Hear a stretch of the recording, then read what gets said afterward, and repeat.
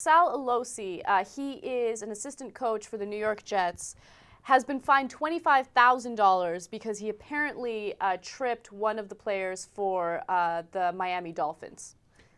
We say he apparently did because he did. Yeah. Okay.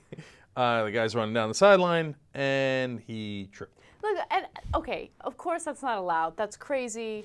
And, you know, he got the $25,000 fine, and he also got suspended for the rest of the season with no pay. So, you know, those are some harsh consequences. Yep. I think those consequences are too harsh. $25,000? Maybe, I don't know, maybe because I don't know exactly how much an assistant coach makes, but $25,000 is a significant amount of money. Suspending him for the rest of the season and not paying him for the rest of the season, I think is significant punishment. Then the $25,000 fine on top of that, Jesus.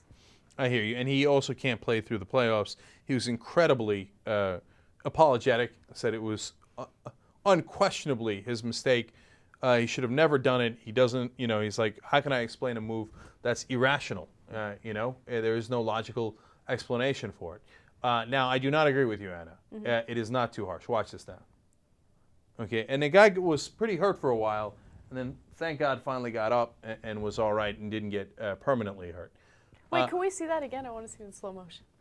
He sticks out his knee there on purpose and trips him as he's going down for a punt return. Oh, now, you know, you see he didn't stick out his full leg. He could have made excuses, right? He could have said, oh, no, it's just, he happened to trip over me. But he didn't. He said, no, my bad. It was my fault. Yes, I tripped him, and I'll take whatever consequences come. I appreciate that. But the consequences are not overly harsh. Look, you can't have a guy running down the sidelines and somebody off the field tackle him.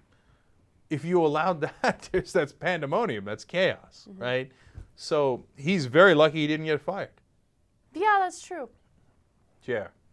I think first of all he will get fired. He's not gonna get. They're not gonna bring him back next year. It's one of those things. He's dispensable.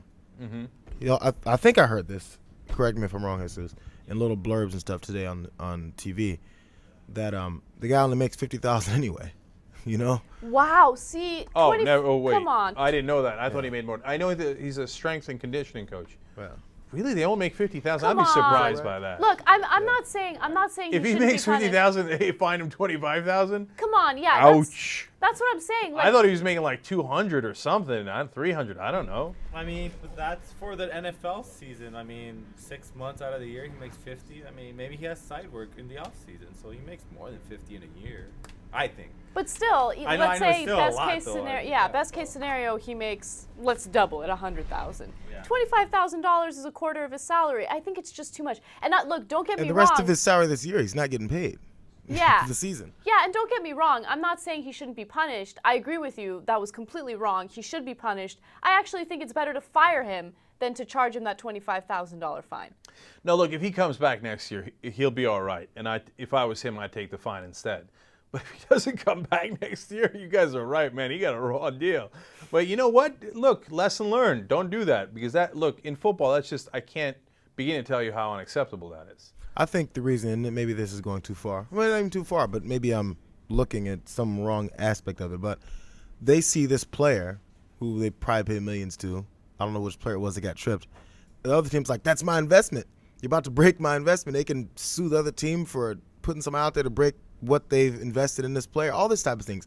They not own them, but they have money invested in players, and they probably can look at it Well, that way. that's true, too. I know. But look, I think we're being too harsh. I mean, the reality is they also want to just protect the players for the sake of protecting the players. You can't have people coming off the field, because if you were in any way not incredibly harsh on this, what's next? You think, well, that guy's a scrub, right? But what if Ray Rice or Peyton Manning's coming down the field, you clothesline this son of a bitch?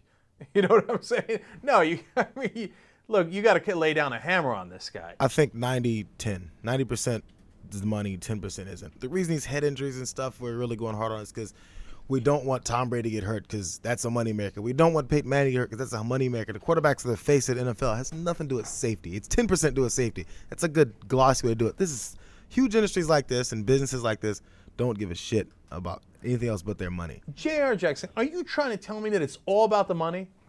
I thought the NFL cared. I thought they cared deeply about their people involved. This guy's very cynical.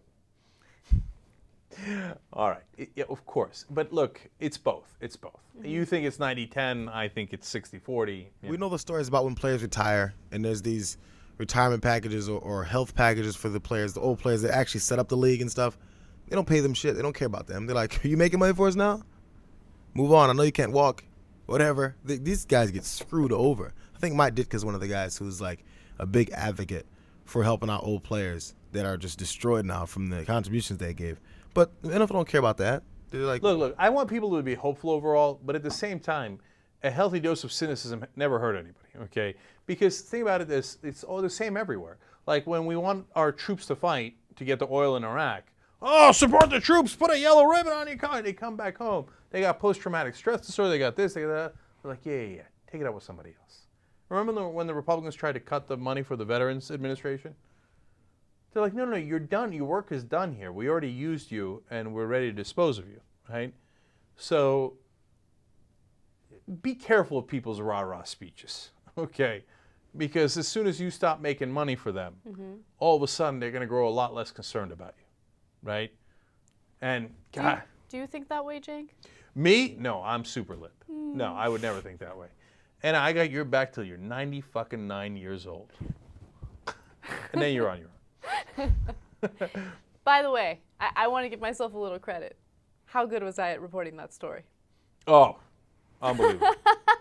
Unbelievable. Top notch. See, I can hang with the guys. Oh, totally. Yeah. Cardio coach or something. She was practicing before we got on.